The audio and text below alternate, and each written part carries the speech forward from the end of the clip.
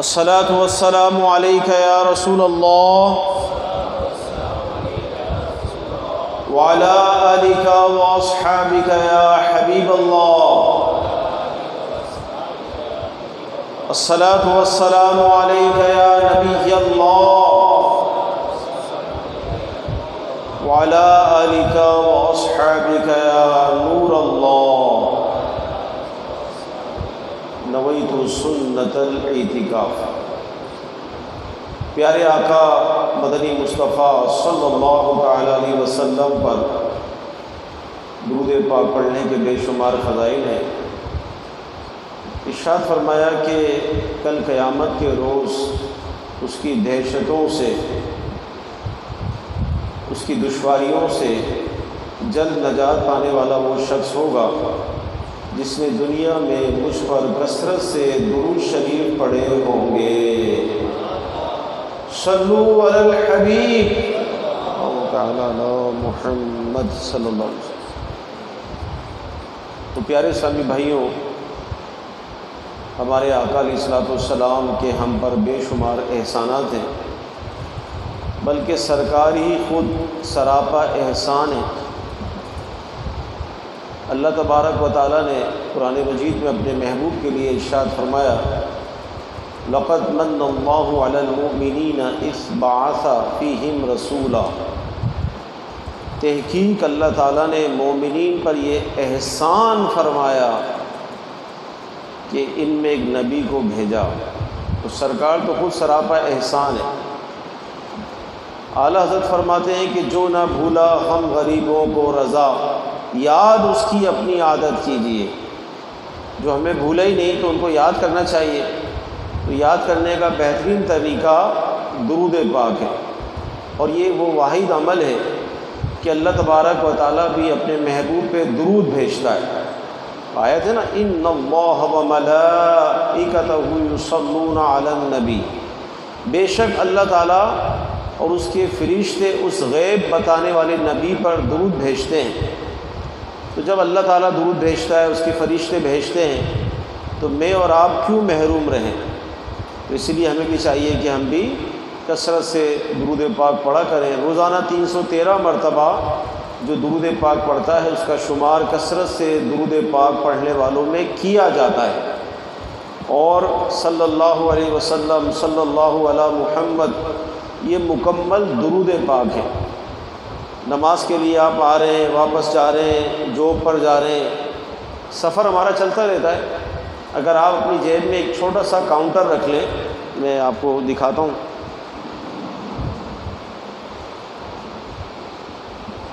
یہ اگر آپ رکھ لیں اپنی جیب میں تو یہ آپ کو کافی مددگار ثابت ہوگا۔ اس میں آپ بآسانی ایک فگر بھی سامنے آتا رہے گا کہ بھئی کتنا میں نے پڑھ لیا، یعنی اس کی مدد سے آپ ہزاروں مرتبہ درود پاک پڑھ سکتے ہیں، ذکر و اذکار کر سکتے ہیں۔ بہت سارا فوائد ہے اس میں۔ تو نیت کر لیجئے کہ انشاءاللہ پیارے آقا علیہ الصلوۃ والسلام پہ کثرت سے درود پاک پڑھیں گے انشاءاللہ۔ صلو علی الحبیب تعالی علی محمد۔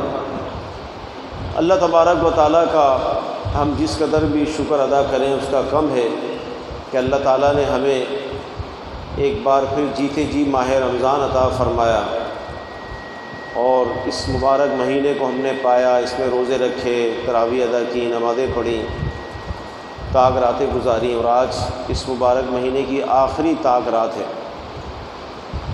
آئندہ سال کون دیکھے گا، کسے یہ مہینہ نصیب ہوگا، اللہ ہی بہتر جانتا ہے، کوئی گارنٹی نہیں ہے، کیونکہ بہت سارے لوگ جو پچھلے سال تھے وہ اس سال نہیں ہیں، اور جو اس سال ہیں آئندہ بھی ہوں، اس کی کوئی گارنٹی کسی کے بھی پاس نہیں ہے۔ تو یہ اللہ تعالیٰ کا ہم پر کرم ہوا، احسان ہوا کہ ہم نے یہ مہینہ پایا۔ امیر سنت نے اپنے ایک شعر میں یہ کہا نا، ہم گناہ گاروں پہ یہ کتنا بڑا احسان ہے، اللہ ہم گناہ گاروں پہ یہ کتنا بڑا احسان ہے، یا خدا تو نے عطا پھر کر دیا رمضان ہے۔ تو یہ ہم پر اللہ تعالیٰ کا احسان ہوا، بلکہ بعض روایت میں تو یہاں تک بھی ہے کہ اگر اللہ تعالیٰ کو اس امت کو جہنم میں ڈالنا مقصود ہوتا تو اللہ تعالیٰ انہیں رمضان کا مہینہ عطا نہیں فرماتا۔ تو پتہ یہ چلا کہ اللہ تعالیٰ چاہتا ہے کہ ہم جنت میں جائیں، تو اسی لیے اللہ نے ہمیں رمضان عطا فرمایا۔ اب یہ مبارک مہینہ جا رہا ہے، رخصت ہو رہا ہے، اس کی آج 29ویں شب ہے اور آخری شب بھی ہو سکتی ہے۔ کل جب سورج غروب ہوگا ہو سکتا ہے اعلان ہو جائے بھئی عید کا چاند نظر آ گیا تو مہینہ چلا جائے۔ اب یہاں پر آج عبدالکریم بھائی نے ماشاءاللہ مجھے حکم فرمایا کہ آپ آئیں۔ یہ مسجد اللہ تعالیٰ کی رحمت سے بارہا جب بھی مجھے موقع ملتا ہے میں ماضی کی بات ضرور کرتا ہوں۔ ماشاءاللہ ہمارے عارف بھائی بھی تشریف فرمائیں، یہ بھی اسی وقت کی رونق ہیں، اور ماشاءاللہ اللہ تعالیٰ نے ان کو بڑی برکت دی ہے کہ آج بھی یہ جوان ہیں ماشاءاللہ۔ اس وقت بھی یہ بڑے کھلتا ہوا ان کا چہرہ تھا، آج بھی ہے، اور آج تو داڑھی بھی چمک رہی ہے ان کے چہرے پہ، اللہ مزید برکت عطا فرمائے۔ ہم لوگ اس مسجد میں پڑھے رہتے تھے، قبا مسجد میں۔ عبدالکریم بھائی بھی بہت چھوٹے تھے، میری عمر بھی بہت کم تھی، اور مجھے یہ اعزاز حاصل ہے اللہ کی رحمت سے، اس ماحول کا صدقہ ہے کہ میں نے خود اپنے والد صاحب کا جنازہ اسی مسجد میں پڑھایا تھا، اور آج سے 25 سال پہلے کی بات ہے، یہ 25-26 سال پہلے کی بات ہے۔ بہت سارے جو نوجوان یہاں تشریف فرمائیں، جو ہو سکتا ہے بہت تو ایسے جو اس وقت پیدا بھی نہیں ہوئے ہوں، جو اس وقت چھوٹے تھے آج وہ جوان ہو گئے، جو اس وقت جوان تھے وہ بڑھاپے کی طرف جا رہے ہیں۔ تو اللہ کی رحمت ہے یہ مسجد ماشاءاللہ ہمارا یہاں بچپن گزرا ہے، یہاں ہم تراویحیں پڑھتے تھے رمضان شریف میں، یعنی ہم لوگوں کو بھی تحفے ملتے تھے یہاں پر، کیونکہ ہم لوگ یہیں پڑھے رہتے تھے، تو مسجد کی دیکھ بھال صفائی بہت سارے کام ہمارے ذمے اخلاقاً ہوا کرتے تھے اور ہم کرتے تھے۔ تو بہت طویل وقت جو ہے وہ یہاں پر مطلب یہ گزر گیا۔ عبدالکریم بھائی ماشاءاللہ جب سے یہیں لگے ہیں، اللہ تعالیٰ سب کو برکت عطا فرمائے، رحمت عطا فرمائے۔ جو اللہ کے گھر کی خدمت کرتا ہے اللہ تعالیٰ اس کا بیڑا پار فرما دیتا ہے۔ تو خیر کہنے کا مقصد یہ ہے کہ ہم سب اپنا جائزہ لیں گے کہ رمضان کا مہینہ ہم نے پا لیا، اب ہمارے اندر چینج کیا آیا، تبدیلی کیا آئی، کیونکہ رمضان کا مہینہ اللہ تبارک و تعالیٰ نے جو ہمیں عطا فرمایا، اس کا اعلان قرآن میں اس طرح کیا، یا ایھا الذین آمنوا کتب علیکم الصیام کما کتب علی الذین من قبلکم لعلکم تتقون۔ اے ایمان والو، تم پر روزے فرض کیے گئے جس طرح پہلوں پر فرض ہوئے تھے، یعنی تم پر خالی نہیں کیے گئے بلکہ تم سے پہلے جو قومیں تھیں ان پر بھی فرض کیے گئے تھے، لیکن تم پر جو فرض کیے گئے، تم پر کیوں کیے گئے؟ تم پر اس لیے کیے گئے لعلکم تتقون، تاکہ تم متقی و پرہیزگار بن جاؤ۔ ہمارے روزے سے، ہماری نمازوں سے، ہماری تراویح سے، ہمارے اعتکاف سے اللہ تبارک و تعالیٰ کو کوئی فائدہ نہیں پہنچتا، وہ اس چیز سے پاک ہے۔ اللہ تبارک و تعالیٰ کے شب و روز لاتعداد فرشتے اس کی عبادت میں، اس کی اطاعت میں مشغول ہیں، اور وہ سب کے سب اخلاص کے ساتھ اللہ تعالیٰ کی عبادت کرتے ہیں۔ تو اللہ تعالیٰ کو ہماری عبادت کی کوئی حاجت نہیں ہے، وہ بے نیاز ہے، بلکہ حاجت ہمیں ہے کہ ہم نیک اعمال کر کے اس کو راضی کر لیں اور وہ خوش ہو کر ہمیں جنت عطا فرمائے۔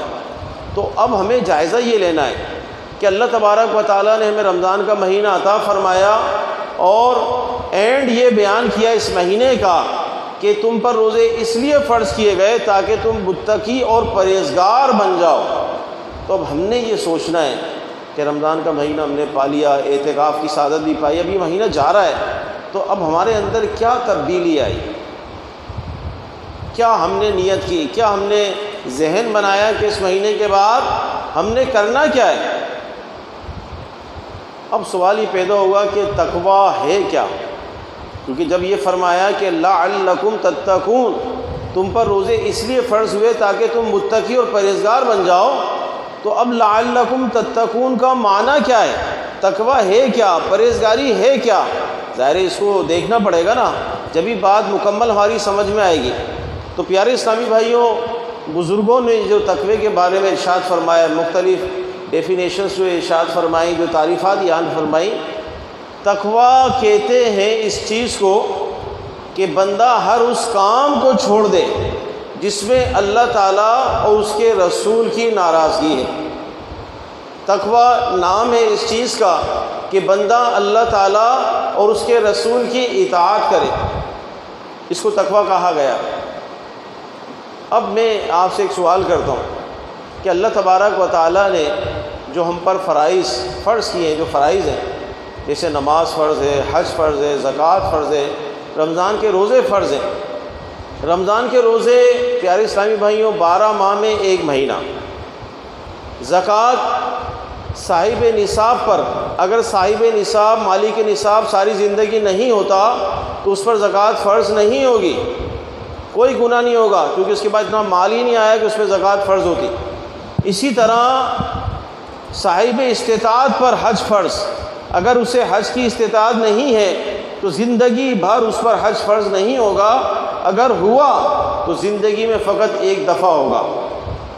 حج زندگی میں ایک دفعہ، زکوٰۃ جب مال ہوگا تو ہوگی ورنہ نہیں ہوگی۔ رمضان سال میں ایک دفعہ، ایک مہینہ۔ لیکن نماز اللہ تعالیٰ کا ایک ایسا فرض ہے کہ جیسے ہی ایک مسلمان بالغ ہوتا ہے، مرد عورت، اس پر نماز فرض ہو گئی اور زندگی کی آخری سانس تک اس کو نماز پڑھنی ہے۔ اب اس میں کوئی کمپرومائز نہیں ہے، یعنی ڈوبتا ہوا بندہ اگر اس میں شعور ہے اور اس کے پاس کوئی ایسی چیز ہے، اسے ہوش و حواس اس کے قائم ہے، اس پر بھی نماز فرض ہے۔ تو نماز ہم خود کہتے ہیں کسی حال میں معاف نہیں ہے۔ تو اب سوال یہ ہے کہ جب بندہ رمضان کا مہینہ گزار لے گا، عید کا اعلان ہو جائے گا، عید کا دن پائے گا، اب اگر وہ عید کے دن بے نمازی ہے، عید کے دن وہ نماز نہیں پڑھ رہا، تو آپ مجھے بتائیے کیا اسے تقویٰ پرہیزگاری ملی؟ کیونکہ تقویٰ پرہیزگاری کی تعریف یہ بیان کی گئی کہ وہ مسلمان کہ جو اللہ تعالیٰ اس کے رسول کی اطاعت کرتا ہے، ہر اس کام کو ترک کرتا ہے جس میں اللہ کی ناراضگی ہو، وہ تقویٰ ہے۔ تو اب بتائیے اگر کوئی شخص رمضان کے بعد بے نمازی ہو جاتا ہے تو کیا آپ اس کو متقی کہیں گے؟ کیا آپ اس کو پرہیزگار کہیں گے؟ بلکہ اعلیٰ حضرت نے فرمایا کہ جس نے بغیر کسی مجبوری کے ایک وقت کی نماز کو چھوڑ دیا تو وہ شخص ہزاروں برس جہنم میں جلنے کا مستحق ہوا۔ ایک وقت کی نماز چھوڑنے پر ہزاروں برس جہنم میں جلنے کا مستحق ہوا۔ تو آپ مجھے بتائیے کہ جن لوگوں کی یہ عادت ہے کہ وہ صرف جمعے کی نماز پڑھتے ہیں، یا وہ صرف رمضان میں پڑھتے ہیں، یا صرف وہ عید کی نماز پڑھتے ہیں، جبکہ وہ اپنے آپ کو مسلمان بھی کہتے ہیں، تو بتائیے آپ کتنی بڑی ضرورت ہے، کتنی بڑی بے باکی ہے کہ وہ رب تبارک و تعالیٰ کہ جو ہمیں بے شمار نعمتیں عطا فرماتا ہے، شب و روز اس کی نعمتوں کے سائے میں زندگی گزار رہے ہیں، آج اس رب تبارک و تعالیٰ کے لیے، اس کی بارگاہ میں حاضری کے لیے ہمارے پاس وقت ہی نہیں ہے۔ پھر ہم یہ کہتے ہیں یار پتہ نہیں ایسا کیا مسئلہ ہو گیا ہے، ایسی کیا مطلب کیا ہو گیا، سمجھ نہیں آ رہا، کاروبار نہیں چل رہا، پریشانی ہو رہی ہے، یہ ہو رہا ہے، وہ ہو رہا ہے۔ یعنی شیطان نے کتنا عجیب و غریب ذہن بنا دیا کہ بندہ نماز بھی نہ پڑھے اور وہ یہ سوچے ایسی کون سی غلطی ہو گئی ہے کہ یار مسائل ہو رہے ہیں۔ یعنی نماز کا نہ پڑھنا آج کوئی مسئلہ نہیں ہے لوگوں کے نزدیک، وہ کوئی اور مسئلہ سوچتے ہیں کہ پتہ نہیں کیا ہو گیا ہے کہ جس کی وجہ سے مسائل ہو رہے ہیں۔ تو بھائی 5 وقت کی نماز نہیں پڑھ رہے، کبیرہ گناہ کر رہے ہیں، اللہ تعالیٰ کو ناراض کرنے والا کام کر رہے ہیں، اور آپ سوچ رہے ہیں کہ پتہ نہیں کیا ہو گیا۔ پرہیزگاری پر جو کہ رمضان کا اینڈ ہے، جو کہ روزے کی مقصد ہے کہ روزہ اس لیے رکھا گیا تاکہ تمہیں تقویٰ پرہیزگاری ملے، تو اب ہم اگر بے نمازی ہو جاتے ہیں تو اس کا مقصد یہ کہ رمضان ہم نے رسماً گزار دیا، بس رمضان آیا اور وہ اسی طرح گزر گیا۔ دیکھیں قرآن مجید میں اللہ تعالیٰ نے تقوی سے متعلق مختلف آیت مبارکہ ارشاد فرمائی۔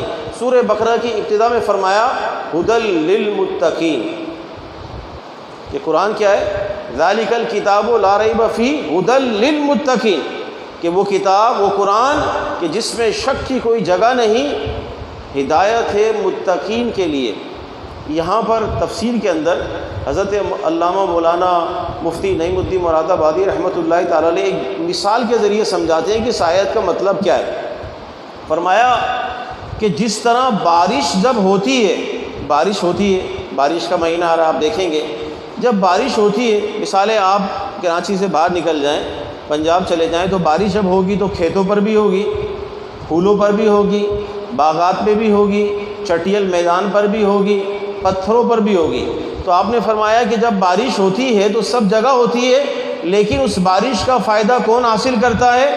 کون سی زمین حاصل کرتی ہے؟ جو زرخیز ہو، جو پانی کو لے لے، پھر اس سے پودے اگیں، درخت فائدہ پہنچائیں۔ تو فرمایا کہ قرآن میں جو یہ بتایا گیا ہے نا، ہدی للمتقین، کہ یہ قرآن ہدایت ہے کس کے لیے؟ متقین کے لیے۔ تو اس قرآن سے وہی لوگ فائدہ اٹھائیں گے جس میں تقوی و پرہیزگاری ہوگی، ورنہ قرآن تو موجود ہے، فائدہ کون اٹھا رہا ہے؟ فائدہ کون اٹھائے گا؟ ہدی للمتقین، جو تقوی والے ہیں، جو اللہ سے ڈرنے والے ہیں، وہ رمضان سے فائدہ اٹھائیں گے، وہ قرآن سے فائدہ اٹھائیں گے۔ اور رمضان آیا ہمیں تقوی دینے کے لیے، آپس میں باتیں مل رہی ہیں کہ اگر ہم رمضان میں تقوی اور پرہیزگاری اختیار کر لیتے ہیں، متقی بن جاتے ہیں، تو پھر کیا ہوگا؟ ہدی للمتقین، کہ اس قرآن سے وہ لوگ فائدہ اٹھائیں گے کہ جن کے اندر تقوی ہوگا۔ پھر آگے چل کے اللہ تعالیٰ نے ارشاد فرمایا کہ اس جنت کی طرف دوڑو کہ جس کی چوڑائی میں سب زمین و آسمان آ جائیں گے، اور عدت للمتقین، تیار کی گئی ہے متقین کے لیے۔ اب آپ دیکھیں آیتوں کو آپس میں ملائیں تو نتیجہ آپ کے سامنے آ جائے گا۔ رمضان کا مہینہ آیا کس کے لیے؟ ہمیں تقوی و پرہیزگاری، لعلکم تتقون، تقوی کا لفظ موجود ہے۔ قرآن سے کون فائدہ اٹھائیں گے؟ للمتقین، جو متقی ہیں، اور جنت کن کے لیے؟ اور عدت للمتقین، تیار کی گئی ہے ان لوگوں کے لیے جو تقوی والے ہیں۔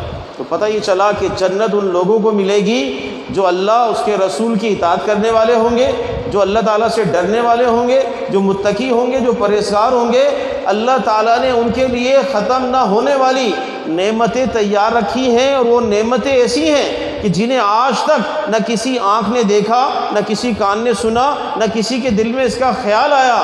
وہ نعمتیں ان لوگوں کے لیے ہیں جو متقی اور پرہیزگار ہیں۔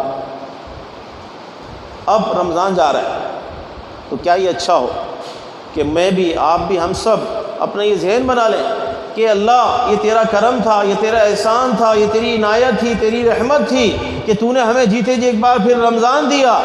اے اللہ، ہم تجھ سے یہ وعدہ کرتے ہیں، یہ ارادہ کرتے ہیں کہ انشاءاللہ یہ رمضان تو جائے گا لیکن ہم مسجد سے نہیں جائیں گے، انشاءاللہ ہم سچے پکے نمازی بنیں گے، انشاءاللہ آتے رہیں گے، سجدے کرتے رہیں گے، اور اپنے آپ کو انشاءاللہ گناہوں سے بچا کر تیری اور تیرے محبوب کی اطاعت میں زندگی گزارنے کی کوشش کریں گے، انشاءاللہ پکی نیت کریں انشاءاللہ۔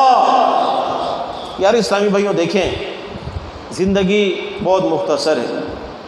میں یہ سمجھتا ہوں کہ جس دور میں ہم لوگ سانسیں لے رہے ہیں، یہ کرونا وائرس جو ہے یہ بہت بڑی چیز ہے ہمیں سمجھانے کے لیے۔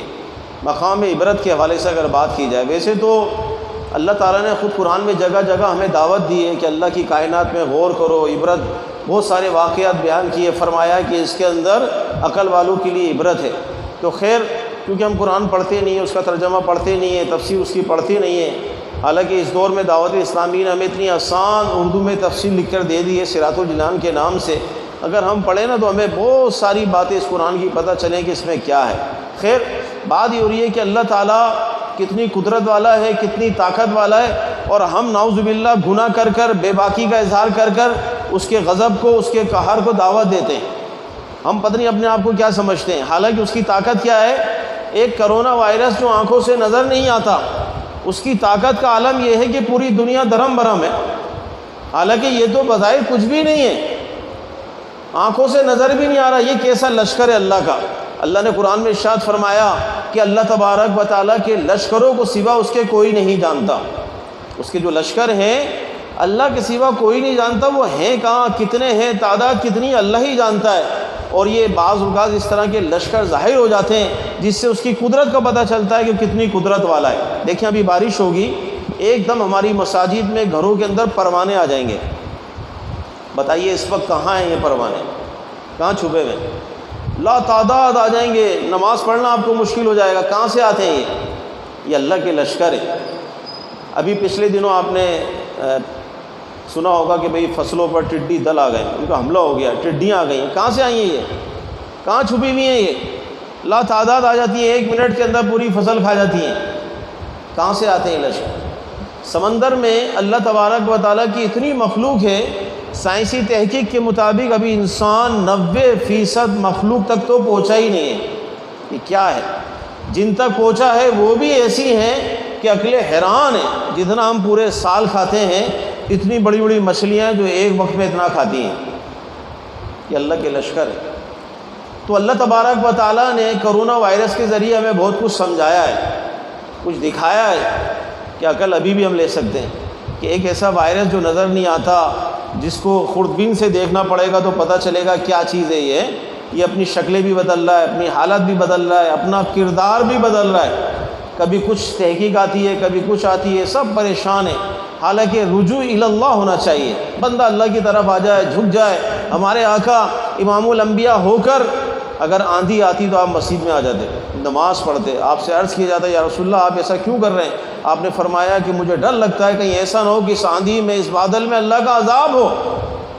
اور ہماری قوم کی حالت کیا ہے کہ کرونا وائرس کی ہم باتیں سنتے ہیں، ہم کہتے ہیں ہم تو اس سے لڑیں گے بھائی، اس کا مقابلہ کریں گے، ٹھٹا مسخری ہو رہی ہے، مذاق ہو رہا ہے، بے باکی کا عالم عروج پر ہے۔ آپ یقین کریں اس رمضان میں میں نے دیکھا نوجوان نسل کو تاش کھیل رہے ہیں ہوٹلوں پہ، شب قدر کی رات، تاک راتیں، شب جمعہ رمضان میں تاش کھیل رہے ہیں، ڈبو کھیل رہے ہیں، نہ جانے کیا کیا کر رہے ہیں۔ بتائیے اللہ کے غضب کو دعوت دینے والی بات نہیں ہے یہ بے باکی نہیں ہے یار۔ اگر آپ سے عمل نہیں ہو رہا، آپ سے قرآن نہیں پڑھا جا رہا، اپنے گھر میں بیٹھ جاؤ بھائی۔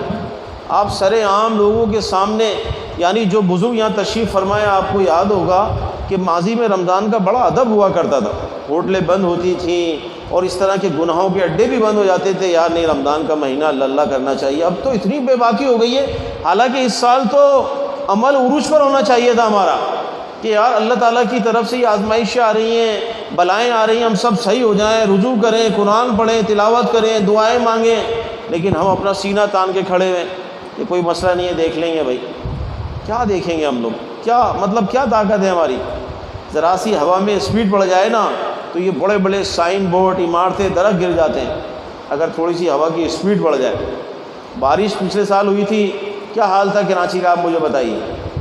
پورا شہر ڈوب گیا تھا، بلکہ کہنے والے کہہ رہے تھے کہ اگر مزید تھوڑی دیر اور ہو جاتی تو پورا کراچی ڈوب جاتا، یہ عالم تھا۔ تو ہم اللہ تعالیٰ کے سامنے ہماری کیا حیثیت ہے؟ وہ بڑی طاقت والا ہے، بڑی عظمت و شان ہے اس کی، بڑا قدرت والا ہے۔ وہ خود فرماتا ہے وما قدر اللہ حق قدرہ، کہ جیسی اللہ تعالیٰ کی قدر کرنے کا حق تھا تم نے ایسی قدر نہیں کی، خود فرماتا ہے قرآن میں۔ تو پیارے اسلامی بھائیوں، یہ وقت ہے توبہ کا، یہ وقت ہے رجوع کا، یہ وقت ہے ڈرنے کا، یہ وقت بے باکی کا نہیں ہے۔ قبر کے معاملات، آخرت کے معاملات تو ہیں، وہ اپنی جگہ ہیں، لیکن اس وقت بھی اجتماعی طور پر جو آزمائش ہے، سب رجوع کریں گے تو کوئی حل نکلے گا نا، ورنہ جو حالت ہے آپ کے سامنے۔ تو اس لیے میں عرض کر رہا تھا کہ تقوی پرہیزگاری کی طرف آئیں، نمازوں کی طرف آئیں، نیک اعمال کی طرف آئیں، اس سے آپ کی دنیا خراب نہیں ہوگی، بلکہ جو اللہ کی طرف آتا ہے اللہ تعالیٰ اس کی دنیا اچھی کر دیتا ہے، اس کی دنیا کے اندر بہتری پیدا کر دیتا ہے، اس کے رزق میں برکت پیدا کر دیتا ہے۔ یعنی آپ بتائیے کہ جب بندہ گناہ کرتا ہے پھر بھی وہ روزی پاتا ہے، کیونکہ اللہ تعالیٰ کی طرف سے اعلان ہے کہ زمین پر کوئی ایسا نہیں ہے جگر والا، جاندار، کہ جس کا رزق اللہ کے ذمہ کرم پر نہ ہو۔ یہ اللہ نے اپنے ذمہ کرم پر لے لیا کہ جو بھی کھاتا پیتا ہے اس کو اللہ رزق پہنچائے گا، اس لیے سمندر کی گہرائی میں، چٹانوں میں، پہاڑوں میں، پرندوں کو سب کو وہ رزق پہنچا رہا ہے، سب کو ملتا ہے، لیکن یہ اس کا وعدہ ہے۔ اور جو دوسری بات ہے مغفرت کے حوالے سے، قبر کے حوالے سے، اس کی طرف ہماری سوچ نہیں ہے۔ تو اس لیے جب گناہ گار کو مل رہا ہے تو جب کوئی نیک عمل کرے گا، نمازیں پڑھے گا، تو کیا اللہ تعالیٰ اس کو چھوڑ دے گا؟ نہیں، اس پر کرم ہوگا، اس پر رحمتیں نازل ہوں گی، اس پہ سے بلائیں ٹلیں گی۔ تو یہ رمضان کا مہینہ ہماری تربیت کا مہینہ تھا، اس نے ہماری تربیت کی، اس نے ہمیں سکھایا کہ دیکھ لو تم لوگ اتنی طاقت رکھتے ہو کہ بھوکا پیاسا رہ کر بھی نماز پڑھتے ہو اور اس کے علاوہ مزید 20 رکعتیں بھی پڑھ لیتے ہو، تو کیا رمضان جانے کے بعد کھا پی کر نماز نہیں پڑھ سکتے؟ بھئی جب رمضان میں بھوکے پیاسے ہو کر ہم نمازیں پڑھتے ہیں، روٹین سے ہٹ کر مزید 20 رکعتیں پڑھ لیتے ہیں تراویح، تو کیا رمضان کے جانے کے بعد کھاتے پیتے ہوئے ہم نماز نہیں پڑھ سکتے؟ عشاء کی نماز جس میں تراویح ہوگی نہیں تو کیا ہم عشاء کی نماز نہیں پڑھ سکتے؟ تو رمضان کا مہینہ جہاں اس کے اندر بہت ساری چیزیں ہیں، اس میں یہ ایک تربیت کا مہینہ بھی تھا، اس نے ہماری تربیت بھی کی ہے، اس نے ہمیں دکھا بھی دیا کہ اگر تم چاہو تو بہت کچھ کر سکتے ہو۔ تو اس لیے پیارے اسلامی بھائیوں، اچھی اچھی نیتوں کے ساتھ اس مہینے کو ہم رخصت کریں، اور مطلب یہ کہ ندامت ہو کہ یار ایک معزز مہمان دنیاوی طور پر ہمارے گھر میں آئے ہیں، اور وہ تحفے لے کر آئے، بچوں کے لیے چیزیں لے کر آئے ہیں، بڑا پیارا مہمان ہو، اور وہ 2-3 دن بعد جاتا ہے، تو ہمیں بڑا افسوس ہوتا ہے کہ یار کتنا اچھا مہمان تھا، تحفے لایا تھا، اس کے آنے سے گھر میں رونق ہو گئی تھی ہیں۔ تو یہ جب دنیاوی مہمان اس طرح کا آتا ہے اور جاتا ہے، بچوں کو تحفے دے کے جاتا ہے، تو کتنی خوشی ہوتی ہے۔ یہ تو رب کا مہمان، یہ معزز مہمان رمضان، کہ جس میں مغفرتیں، جس کے اندر عطائیں، رحمتیں، جہنم سے آزادیاں، جنت کے دروازے کھلے ہوئے ہیں، جہنم کے بند ہیں، شیطان بند ہیں، کتنی عطائیں۔ اب یہ معزز مہمان جا رہا ہے، تو اس کے جانے پر ہمیں مطلب افسوس تو ہونا چاہیے نا کہ یار جیسی اس کی قدر کرنی چاہیے تھی ہم نے نہیں کی، جیسی عبادت کرنی چاہیے تھی ہم نے نہیں کی۔ اچھی اچھی نیتوں کے ساتھ ہم اس کو رخصت کریں، ایک ذہن بنائیں، تو یوں انشاءاللہ تعالیٰ جس کی نیت اچھی ہوتی ہے اللہ تعالیٰ اس کے لیے منزل آسان فرما دیتا ہے۔ تو لہذا پیارے اسلامی بھائیوں، آپ سب یہ نیت کر لیں کہ انشاءاللہ اب ہم سچے پکے نمازی بنیں گے، انشاءاللہ گناہوں سے بچ کر اپنی زندگی گزاریں گے۔ اچھا، اب یہ کہ گناہوں سے بچنا ہے تو جائیں کہاں، گناہ سے بچیں کیسے؟ کیونکہ گھر کے اندر، گھر کے باہر، ہوٹل، یعنی گناہ اتنا سستا اور آسان ہو گیا کہ اب کوئی مسئلہ نہیں ہے۔ تو اس کے لیے ہمیں چاہیے ایک سہارا، ایک پلیٹ فارم چاہیے۔ تو اللہ کی رحمت سے دعوت اسلامی ہمارے سامنے موجود ہے کہ جس میں لاکھوں نوجوانوں کی اصلاح ہوئی، جس میں لاکھوں نوجوان راہ راست پر آئے، نہ نوجوان بلکہ اسلامی بہنیں، مطلب بہت بڑا فگر ہے۔ یہ سمجھ لیں کہ انسانوں کا سمندر ہے اس وقت دعوت اسلامی میں۔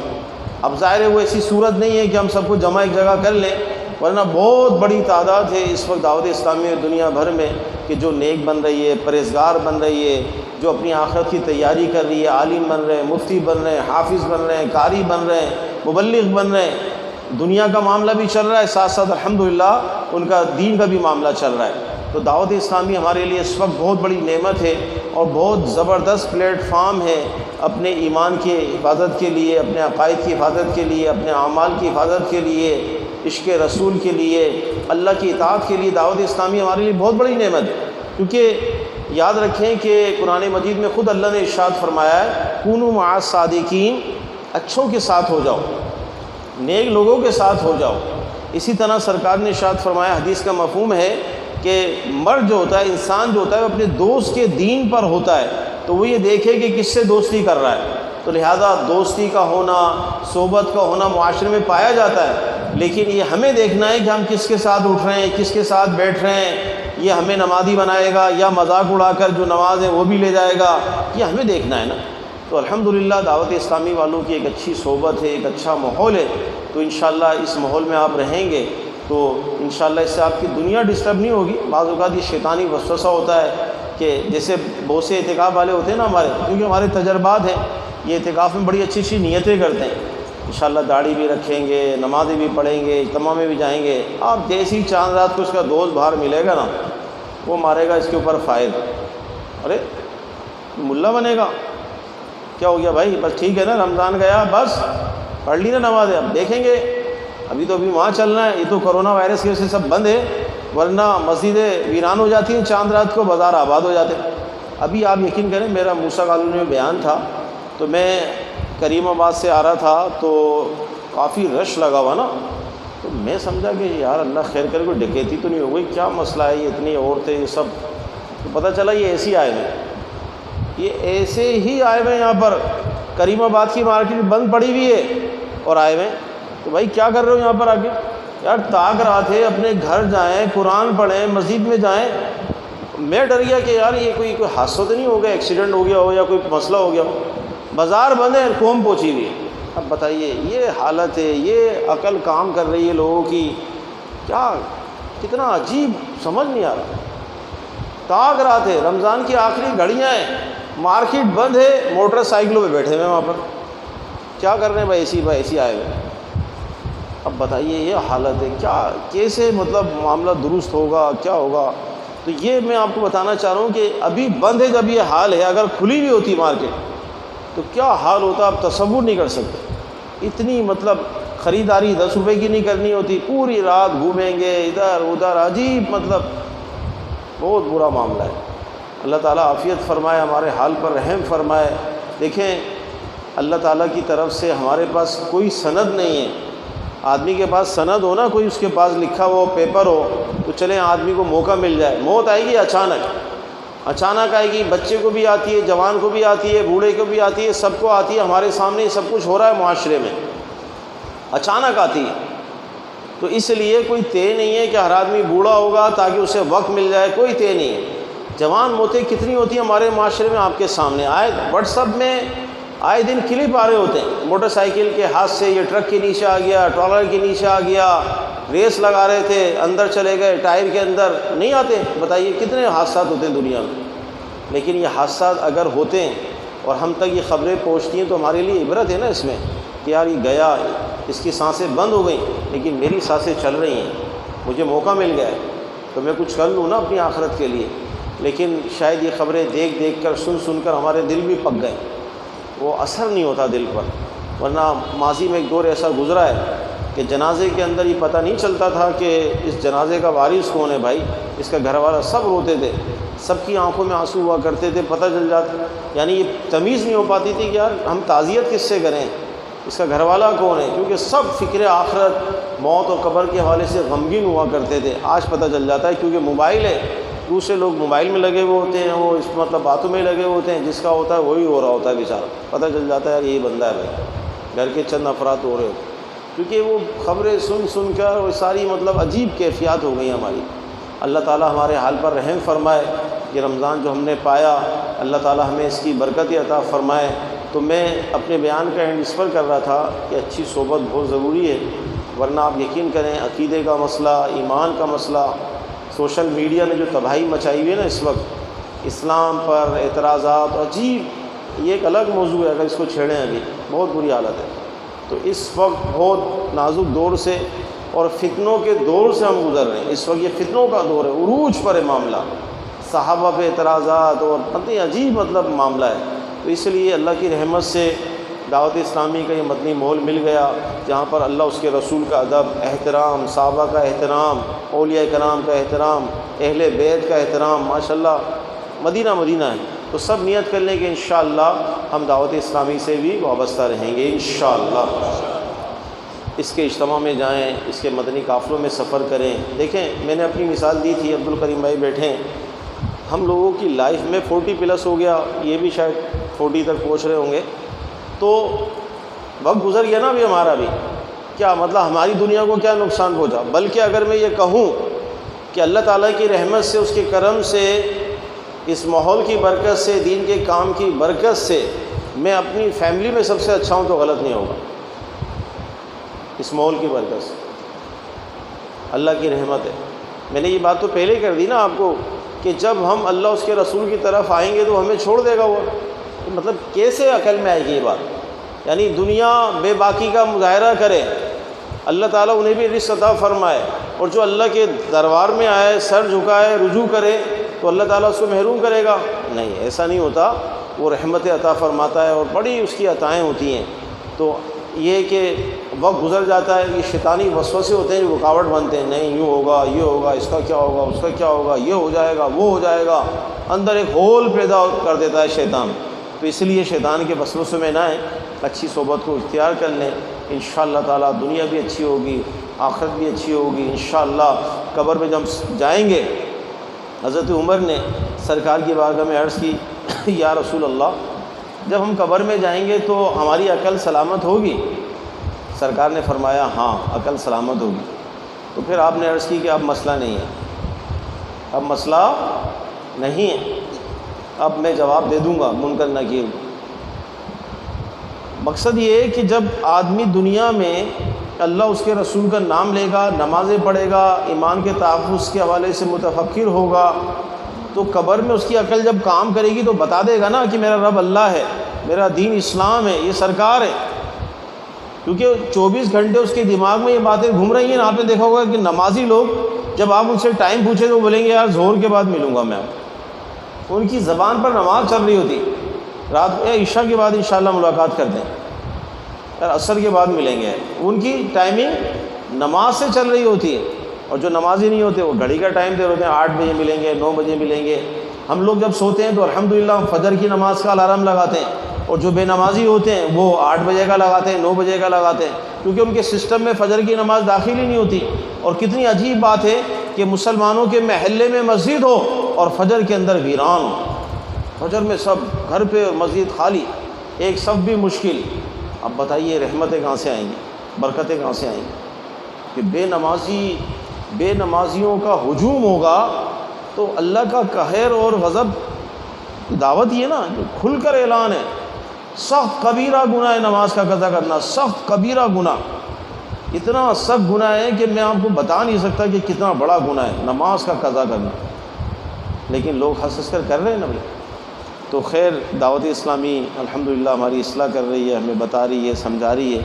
اگر ہم دعوت اسلامی کے قریب آ جائیں گے، وقت گزر جاتا ہے، ہمارا بھی گزر گیا، ہمارا بھی آپ کسی نے اعلان سن لیں گے گیا بھائی انتقال ہو گیا، لیکن اللہ کی رحمت سے امید ہے، اس ماحول کا صدقہ ہے، انشاءاللہ خاتمہ ایمان پر ہوگا اور قبر میں سرکار کے جلوے ہوں گے انشاءاللہ، کیونکہ زبان پر یہی چل رہا ہے، جو دل و دماغ میں چل رہا ہوتا ہے نا وہی موت کے وقت آتا ہے۔ ورنہ اگر ہر وقت پیسہ مال یہ چیزیں چل رہی ہوں گی نا تو موت کے وقت بھی مال ہی یاد آئے گا، یار میرے گھر کا کیا ہوگا، میرے بچوں کا کیا ہوگا، میرا بینک بیلنس کا کیا ہوگا، یہ خیالات آئیں گے موت کے وقت۔ لیکن جو اللہ کے نیک بندے ہوتے ہیں ان کو اس وقت یہ خیال نہیں آتے، ان کے سامنے تو سرکار کے جلوے ہوتے ہیں، اور وہ تو آخرت کے حوالے سے سوچ رہے ہوتے ہیں۔ تو بڑا معاملہ ہے، میں نے آپ کے سامنے دونوں چیزیں رکھ دی ہیں، اب فیصلہ آپ نے کرنا ہے کیا کرنا ہے۔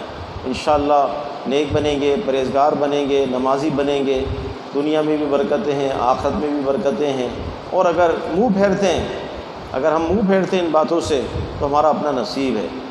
اللہ تعالیٰ ہم سب کا خاتمہ ایمان پر فرمائے، اپنی رضا ہمارا مقدر فرمائے، ہم سے راضی ہو جائے۔